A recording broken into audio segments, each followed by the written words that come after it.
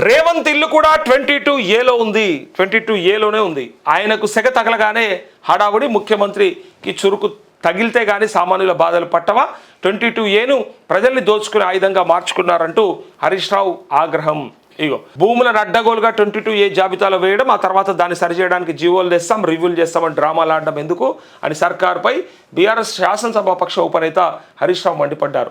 ఈ విషయంలో ప్రభుత్వ తీరు హంతకుడే సంతాప సభ పెట్టినట్టు ఉందని విమర్శించారు. సోమవారం తెలంగాణ భవన్లో మీడియాతో చిట్చాట్ నిర్వహించిన హరీష్ రావు అంటూ ఇక్కడ 22A, ఈ 22A జాబితా అంటే ఆ నిషేధిత జాబితా ఏదైతే ఉందో ఇగో దానికి సంబంధించిన అంశం ఇది. ఇగో ఆయన ఏకంగా ఎయిర్పోర్ట్, ఔటర్ రింగ్ రోడ్ లాంటి ప్రభుత్వ భూములను కూడా 22A నిషేధిత జాబితాలో పెట్టారంటే ఈ అధికారుల పనితీరు ఎంత దారుణంగా ఉందో అర్థం చేసుకోవచ్చని ఆగ్రహం వ్యక్తం చేశారు.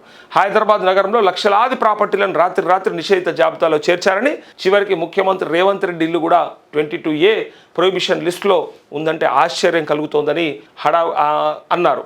అయితే ఆ జాబితాలో పెట్టి వాటిని అమ్మకుండా, కొనకుండా, ట్రాన్సాక్షన్ జరగకుండా పెట్టడం, దానిపైన అంటే నిషేధిత జాబితాలో పెట్టడం. ఒక సర్వే నంబర్లో ఏదైనా ఒక భూమికి సంబంధించి ఇష్యూ ఉంటే దాన్ని ఆ ఒక్క భూమినే అంటే దాన్ని మాత్రమే పెట్టే అవకాశం లేకపోవడం వల్ల మొత్తం ఆ సర్వే నెంబర్నే నిషేధిత జాబితాలో పెడితే చాలా మందికి రైతు బంధు రాలేదు. మీరు చూసి ఉంటారు వ్యవసాయ భూములకు సంబంధించి. ఇక్కడ కూడా మరి అక్రమ కట్టడాలా లేకపోతే నిజంగా అవన్నీ కూడా మరి అంటే నిర్మాణ పరమైనటువంటి అవకతవకలు ఏమైనా లోపాలు ఉన్నాయా, వాటిని ఎందుకోసం 22Aలో పెట్టిండ్రు, పెడితే భవిష్యత్తులో మరి ఎప్పుడు తీస్తారు, మరి వాటికి సొల్యూషన్ ఏంది అనేది ఇలా ప్రశ్నలు వచ్చినాయి. అందులో రేవంత్ రెడ్డి ఇల్లు కూడా 22Aలోనే ఉండడం ఇదిగోండి లిస్టులో ఉందంటే ఆశ్చర్యం కలుగుతుందని అన్నారు. సీఎం ఇంటికి సెగ తగిలేసరికి ప్రభుత్వంలో హడావిడి మొదలైందని ఎద్దేవా చేశారు. రేవంత్ నీకు చురుకు తగిలితే గానీ సామాన్యుల బాధలు పట్టవా అని ప్రశ్నించారు. స్వయంగా ముఖ్యమంత్రి పరిస్థితి ఇలా ఉంటే ఇక రాష్ట్రంలో సామాన్య ప్రజల పరిస్థితి ఏంటి,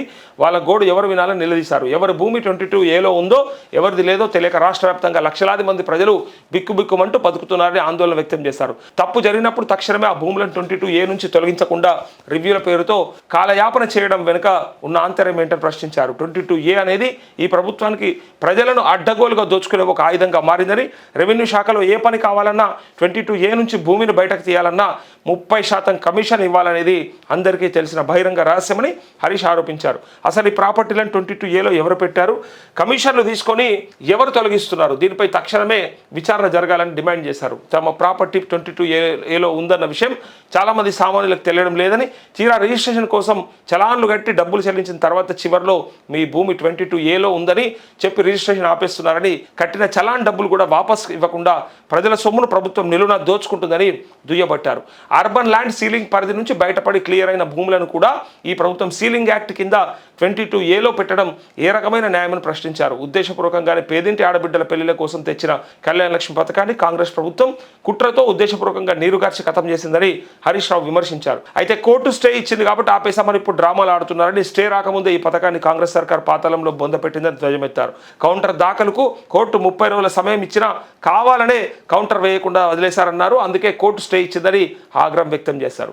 అయితే ఇవన్నీ కూడా సరే, వాళ్ళని చేసినటువంటి కార్యక్రమము, వాళ్ళ నిరసన కార్యక్రమాలు వాటికి సంబంధించింది అయినప్పటికీ కూడా దేవుళ్ళ పేరుతో చిల్లర రాజకీయం, దేవుడి దర్శనం కోసం తాను గుడికి వెళ్ళడం కూడా ముఖ్యమంత్రికి తప్పుగా కనిపిస్తోందా అని ప్రశ్నించిన హరీష్ తన మీద బురద జల్లి తన వ్యక్తిగత ప్రతిష్టకు భంగం కలిగించాలనే కుట్రతో పూజల పేరిట డ్రామా ఆడుతున్నారని ఆరోపించారు. తాను అలాంటి పూజలు చేసినట్టు సీఎం దగ్గర ఆధారాలు ఉంటే వెంటనే బయట పెట్టాలన్నారు. దేవుడి పేరుతో కూడా చిల్లర రాజకీయం చేయడం రేవంత్ రెడ్డికి తెలిసిన విద్య అని మండిపడ్డారు.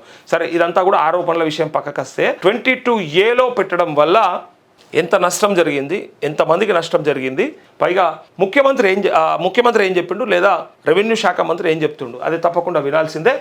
దీంతో పాటు మనం ఒక్కసారి దీనిపైన ఒక పర్సన్ లైన్లో తీసుకుందాం. లైసెన్స్డ్ సర్వేయరు, ఆయనకి మనం గతంలో ఆయన లైసెన్స్డ్ సర్వేయర్ల ప్రెసిడెంట్ ఆయన రమేష్ మన లైవ్లోకి వచ్చింది ఇంతకుముందు. సో ఇదే వార్తకు సంబంధించి ఒకసారి తనతో మాట్లాడి తెలుసుకుందాం.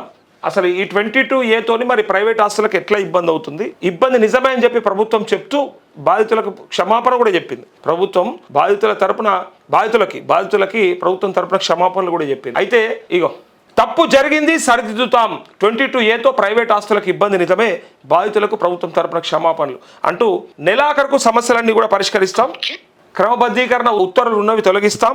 ఫిర్యాదుదారుల కోసం 180059994788 టోల్ ఫ్రీ నెంబర్. విలేకరులతో మంత్రి పొంగులేటి అంటూ ఇక దీనికి సంబంధించి మరి అధికారులదే తప్పని చెప్పి చేతులు దులుపుకునే ప్రయత్నం చేస్తారు అని చెప్పేసి ఇక్కడ ప్రతిపక్షాలు మాట్లాడతాయి. కాబట్టి ఇక ఒక్కసారి నిషేధిత భూముల జాబితా 22A రూపొందించడంలో తప్పు జరిగిందని రెవెన్యూ మంత్రి పొంగులేటి శ్రీనివాసరెడ్డి అంగీకరించారు.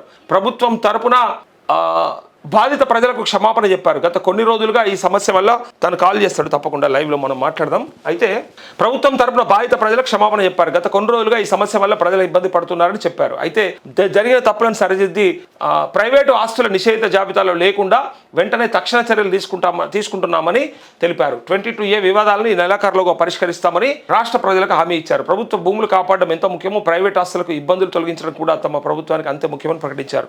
సోమవారం ఉదయం నుంచి మధ్యాహ్నం వరకు 22A వివాదంపై రెవెన్యూ రిజిస్ట్రేషన్ శాఖల ఉన్నతాధికారులు, రంగారెడ్డి, మేడ్చల్, మల్కాజిగిరి, హైదరాబాద్, సంగారెడ్డి జిల్లాల కలెక్టర్లు, రెవెన్యూ రిజిస్ట్రేషన్ శాఖలకు చెందిన అధికారులతో సమీక్ష నిర్వహించారు. అనంతరం విలేకరులతో మంత్రి పొంగులేటి మాట్లాడారు. అయితే రిజిస్ట్రేషన్లకు వెళ్తున్న ప్రజలను తహసీల్దార్లు, సబ్ రిజిస్ట్రార్లు ఇబ్బందులకు గురి చేస్తున్నారని తమ దృష్టికి వచ్చిందని తెలిపారు.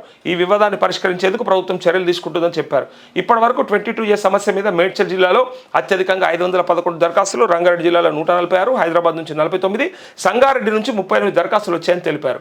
అయితే దరఖాస్తు చేసుకొని వారి సమస్యలు కూడా ఉన్నాయని అంగీకరించారు. అయితే 2 వారాలుగా ఈ సమస్యపై అన్ని కోణాల్లో సమీక్షలు చేసి ఎప్పటికప్పుడు మార్గదర్శకాలు జారీ చేస్తామని చెప్పారు. ప్రైవేట్ ఆస్తులను నిషేధిత జాబితాలో పెట్టి ఇబ్బంది పెట్టొద్దని ఇప్పటికే అధికారులకు ఆదేశాలు ఇచ్చామన్నారు. 1-2 రోజుల్లో 22A జాబితా నుంచి ప్రైవేట్ ఆస్తులను తొలగిస్తామని తెలిపారు. ఇప్పటికే ఆ ప్రక్రియ మొదలైందని, ఇదే విషయం సీఎం రేవంత్ రెడ్డి కూడా చెప్పామన్నారు. అర్బన్ ల్యాండ్ సీలింగ్ వివాదాలకు సంబంధించిన 325 కేసులు ఉన్నాయని మంత్రి తెలిపారు. 2001, 2002 ULC కింద అనుమతులు పొందిన వివరాలను, మెమోలు, సర్క్యులర్లు, ప్రభుత్వ జీవోలు, కోర్టు ఉత్తర్వులు అధికారులకు పరిశీలించకుండా చేయడం వల్లనే ఈ పరిస్థితి అని తెలిపారు. అయితే క్రమబద్ధీకరణ ఉత్తర్వులు ఉన్న అన్ని ఆస్తులను నిషేధిత జాబితా నుంచి తొలగిస్తామన్నారు అంటూ ఇక్కడ ఉన్నత స్థాయి కమిటీ కూడా ఏర్పాటు చేసి ఒక నెంబర్ కూడా ఇచ్చిండ్రు. సో 180059994788 అనే నెంబరు. సో పరిశీలిస్తామని చెప్పి వాటి సమస్యలను పరిష్కరిస్తామని చెప్పి అంటున్నారు. అయితే ఈ తప్పంతా అధికారులదని చెప్తున్నారు. 22A వివాదానికి అధికారులే కారణమని మంత్రి చెప్పారు. వారి తప్పిదాల వల్లనే సమస్య జటిలంగా మారిందని వివరించారు. ప్రభుత్వం క్రమబద్ధీకరణ కోసం ఇచ్చిన ఉత్తర్వులను పట్టించుకోకుండా పాత రికార్డుల ఆధారంగా 22A జాబితా తయారు చేయడంలో మధ్యలో క్రమబద్ధీకరణ అయిన భూములను కూడా నిషేధిత జాబితాలో చేరాయన్నారు అంటూ ప్రభుత్వ అధికారులు తప్పు చేస్తే ఎవరిది తప్పు? ప్రజలది తప్పు ఉంటే ఇమీడియట్గా తీసి పాడేస్తున్నారు, కొట్టేస్తున్నారు, కూల్చేస్తున్నారు, అక్రమ నిర్మాణాలు అని చెప్పేసి చేస్తున్నారు. అది ప్రజలది తప్పు అని కూడా కాదు. ఇంకా వాళ్ళకి పర్మిషన్లు ఇచ్చిన దొంగలు కూడా ఉన్నారు. సరే, దాని గురించి ఒక చర్చ అయితే అక్కడ వాళ్ళది తప్పు అయితే ఇక్కడ వీళ్ళది ఎందుకు తప్పు కాదు? అధికారులు తప్పు అంటే మరి ప్రభుత్వానికి తప్పు కదా. మరి దీనికి శిక్ష ఎవడేయాలి? దీనికి పనిష్మెంట్ ఎంత వేయాలి, ఎట్లా వేయాలి? పేదోన్నైతే కొట్టి అవతల వాడేస్తున్నారు కదా, కూల్చేస్తున్నారు కదా. మరి ఇక్కడ అధికారులు తప్పు చేస్తే ప్రభుత్వానికి బాధ్యత లేదా? ప్రభుత్వానికి సంబంధం లేదా? ఎవరు అధికారులు? పిల్లగాడు తప్పు చేస్తే తండ్రికి పనిష్మెంట్, తండ్రి పైసలు కట్టాలని మాట్లాడతారు కదా బయట ఎక్కడన్నా. పిల్లగాడు ఏదైనా గుద్దినా, బండికి ఏదైనా తలిగిచ్చినా, ఏదైనా జరిగినా పిల్లగాడు ఎట్లా కట్టలేడు కాబట్టి తండ్రికి పనిష్మెంట్ వేస్తారు కదా. మరి క్లియర్గా ప్రభుత్వ అధికారుల తప్పు అని ప్రభుత్వమే చెప్తుంటే, శాఖ మంత్రే చెప్తా ఉంటే మరి దీనికి ఎవరు బాధ్యత వహించాలి?